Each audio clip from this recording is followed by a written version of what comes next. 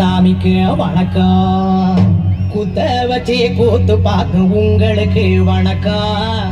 உச்சியிலே வந்து பார்க்கும் நிலாவுக்கு வணக்கம். பரம்பரை சொல்லி தந்த பாட்டுக்குந்தா வணக்கம். நான் பறை கொட்ட தோல் தந்த மாட்டுக்குந்தா வணக்கம். வணக்கம் வணக்கம் வணக்கம்.